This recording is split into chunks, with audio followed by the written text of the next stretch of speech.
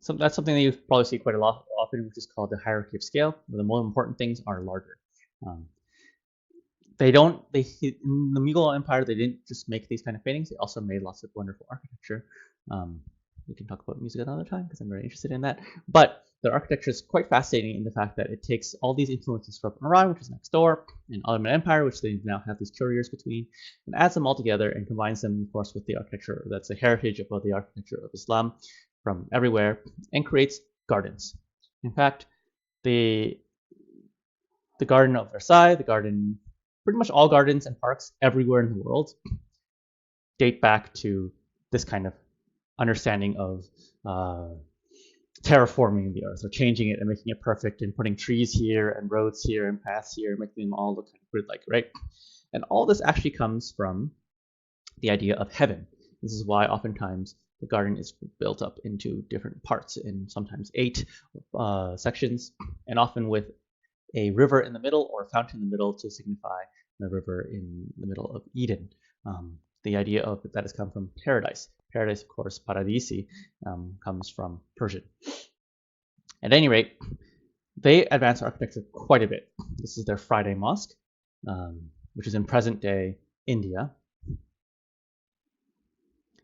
And of course, here's an exemplification of that garden architecture with a 4, which is all dividable into 8.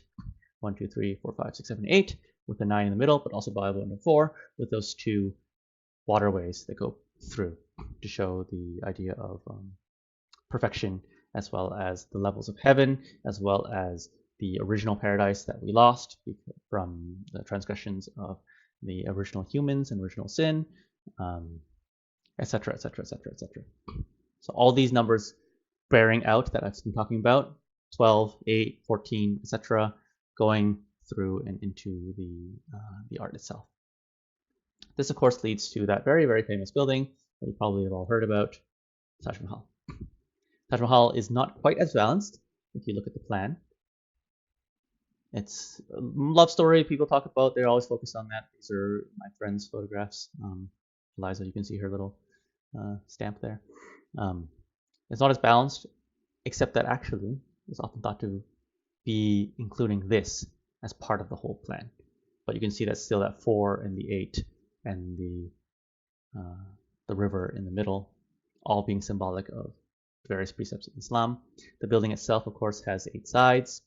There are both himself, the guy who built it, as well as Shah Jahan, as well as his favorite wife, Mumtaz Mahal, who are buried inside, but we don't really have to worry about that too much, as well as the finial on top, which you probably saw on the top of many of the, it's called the Tamga, on top of many of the mosques within Istanbul. And this style is mirrored all over the Shah Jahan Mosque, with those big diwans and that symmetrical use of the dome all over, as including within Istanbul. And so we're going to go through super quickly to the Ottoman Turks, because there's another expression of Islamic architecture, starting with their arrival on the Anatolian Peninsula in the early thousands, and then where they're not really using the dome so much because a lot of their architecture is coming from dome architecture, from yurts. And you see this, that's where they used to live. This kind of yurt architecture. Well, this is the Great Mosque of Bursa. Some of you actually went to Bursa. You probably didn't see this because you just took the funicular. But at any rate, this kind of architecture was the first kind of great royal patronized mosque architecture. This is inside of it, and this is the Yeşil Cami, which is the green mosque there, which then eventually goes into the most beautiful skyline in the world, most, in my opinion, with these wonderful palaces as well as those wonderful mosques, using that kind of dome architecture and minaret architecture, but all combined together. With these kind of domes first, with the central monumental dome mirroring the Hagia Sophia, but then eventually using those side domes to help hold the load up. So the cascading or waterfall of domes, perfected by the architect Sinan, and then becoming sort of the main architectural style of mosques in this sort of western side, this area of the world.